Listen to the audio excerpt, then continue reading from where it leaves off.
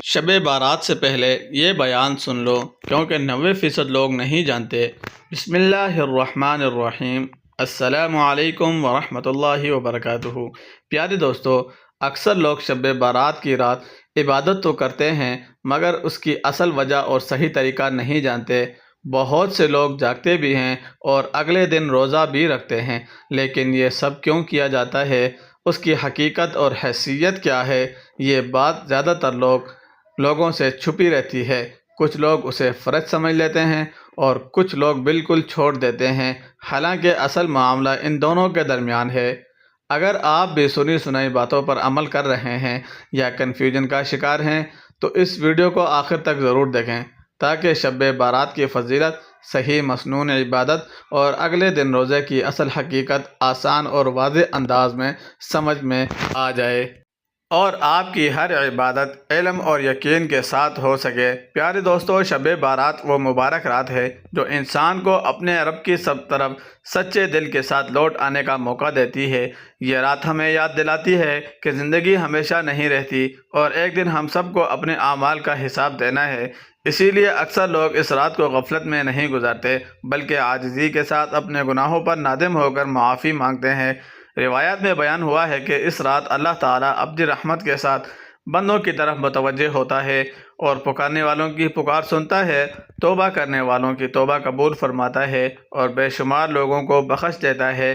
مگر وہ دل جو ضد، کینہ اور ظلم پر قائم رہے وہ خود کو اس رحمت سے محروم کر لیتے ہیں۔ اس لیے سب سے بڑی عبادت دل کی صفائی ہے، لوگوں کو معاف کرنا، نفرتیں چھوڑ دینا اور رشتوں کو جوڑنا ہے۔ رسول اللہ صلی اللہ علیہ وسلم نے شعبان کے مہینے میں عبادت کو بڑھا دیا تھا۔ آپ رات میں قیام کرتے، دعائیں کرتے، ذکر کرتے اور اپنے رب کے حضور جھک جاتے۔ اس سے ہمیں یہ سبق ملتا ہے کہ اس رات خاص اہتمام کے ساتھ نفل نماز، تلاوت، ذکر اور درود شریف پڑھا جائے، مگر کسی خاص تعداد کو لازم نہ سمجھا جائے۔ جتنی توفیق ہو 2 رکعت کر کے خشوع کے ساتھ نماز ادا کی جائے، کیونکہ اللہ تعالیٰ کے نزدیک گنتی نہیں بلکہ دل کی کیفیت دیکھی جاتی ہے۔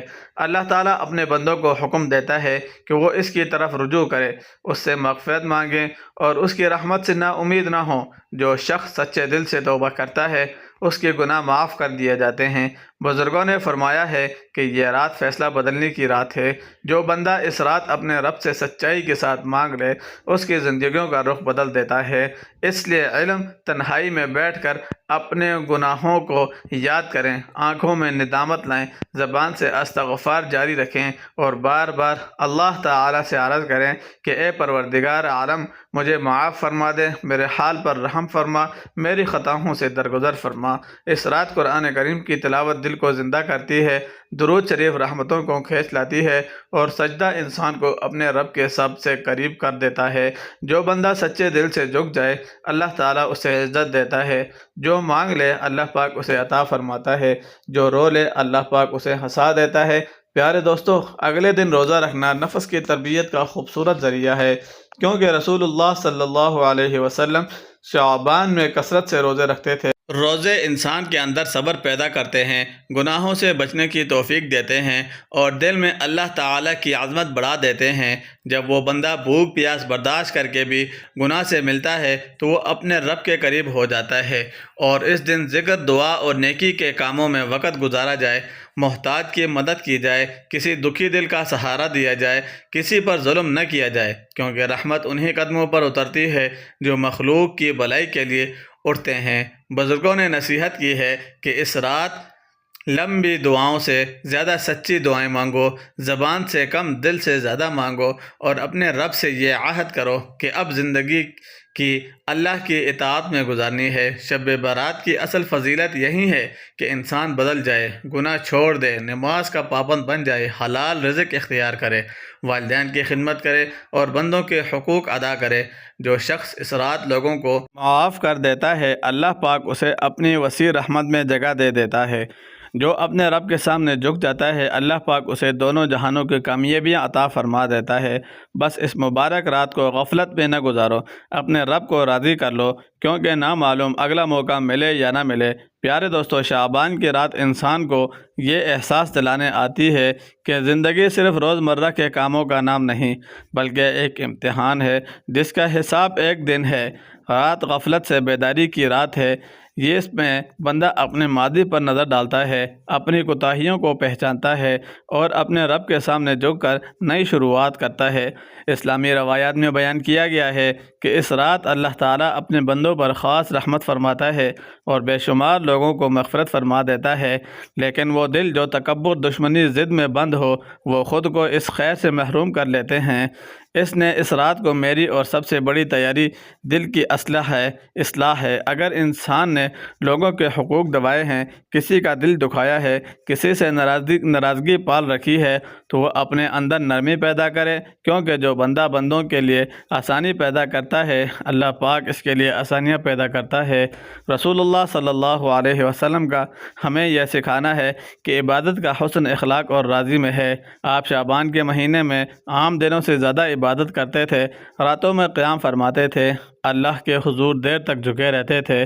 اس لیے یہ معلوم ہوتا ہے کہ اس رات کو عبادت کے لیے خاص کرنا نیکی کا کام ہے، لیکن اس میں کسی خاصے کا یا کسی گنتی کو لازم سمجھ لینا درست نہیں ہے۔ اصل مقصد دل کو اللہ کی توجہ کی طرف میل کرنا۔ جب بندہ سکون کے ساتھ 2 رکعت نماز پڑھتا ہے اور سجدے میں اپنے گناہوں کو یاد کر کے معافی مانگتا ہے، تو یہی عمل اس رات کی روح کے مطابق ہے۔ قرآن کریم کی تلاوت انسان کے اندر امید پیدا کرتی ہے، کیونکہ استغفار اس کے بوجھ کو ہلکا کر دیتا ہے، کیونکہ اللہ کا کلام بندے کو مایوس نہیں کرتا، اسے مایوسی سے نکال کر یقین کی طرف لے آتا ہے۔ پیارے دوستو، بزرگوں نے اس رات کے بارے میں لکھا ہے کہ محاسبہ نفس کی رات ہے، یعنی انسان خود کو اپنا حساب لے اور دیکھے کہ وہ کس راستے پر چل رہا ہے۔ اگر وہ غلطیوں پر قائم ہے تو پلٹ آئے، اگر نیکی کی طرف بڑھ رہا ہے تو اور مضبوط ہو جائے۔ اس رات کا اصل مقصد تب ملتا ہے جب عبادت صرف زبان سے نہیں بلکہ ارادے سے بھی ہو، یعنی انسان سچی نیت سے بدلنے کا ذمہ لے، اپنی زندگی سے حرام کو نکالنے کا عہد کرے، نماز کو مضبوطی سے تھام لے، سچائی اور انصاف کو اپنے شعار مان لے۔ اس رات کا جاگنا اسی وقت فائدہ مند دیتا ہے جب جاگنا دل کی بیداری بن جائے۔ صرف آنکھوں کا جاگنا کافی نہیں، جب تک دل نرم نہ ہو، آنکھیں ندامت سے نم نہ ہو، اور اس رات تنہائی اختیار کرنا بہتر ہے تاکہ انسان دکھاوے سے بچ کر اپنے رب کے قریب ہو سکے، کیونکہ خلوت کی عبادت دل کو زیادہ جلد بدل دیتی ہے۔ پیارے دوستو، شب بارات وہ برکت والی رات ہے جسے اہل ایمان صدیوں سے توبہ، استغفار اور رجوع اللہ کی رات کے طور پر یاد کرتے تھے۔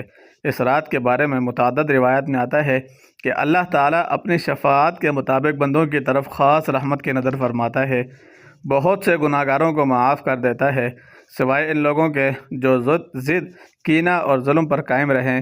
اسی لیے اس رات کا اصل مقصد شور شرابہ یا رسمیں نہیں ہیں، بلکہ دل کی صفائی، سچی توبہ اور اللہ تعالیٰ سے تعلق کا مضبوط کرنا ہے۔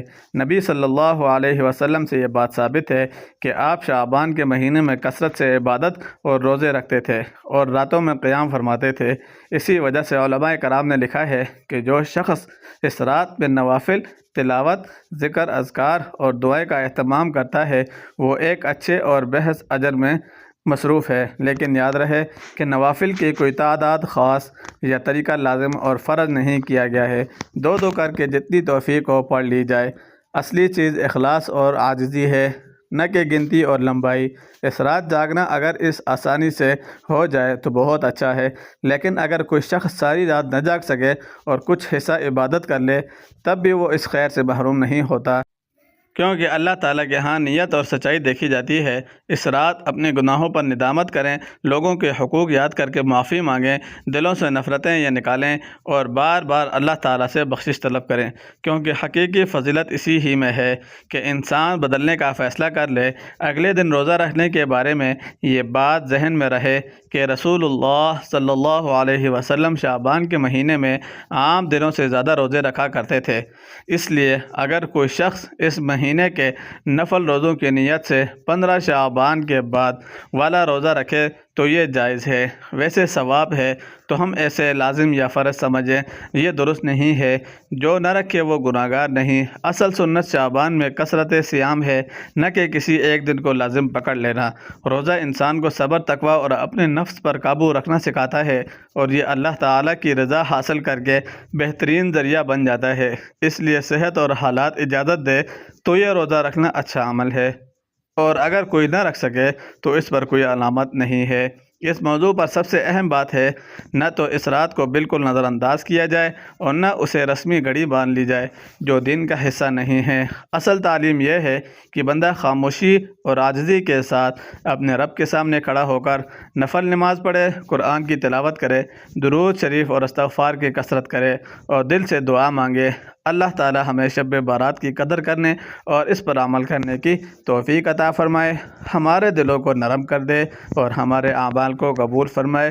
اے رب کریم، ہمیں اپنے غلام کی معافی نصیب فرما اور ہمارے دلوں کو صاف کر دے تاکہ ہم تیری رضا کے مطابق زندگی گزار سکیں۔ آمین یا رب العالمین۔ اگر آپ کو ایسے ہی مفید اور قیمتی ویڈیوز دیکھنا پسند ہیں تو ہمارے چینل کو سبسکرائب کریں اور بیل آئیکن دبانا نہ بھولیں تاکہ ہر نئی ویڈیوز آپ تک فوراً پہنچ جائے اور آپ کے لیے فائدہ ہو۔ تو ملتے ہیں اگلی ویڈیو میں، تب تک کے لیے اللہ حافظ۔ السلام علیکم ورحمۃ اللہ وبرکاتہ۔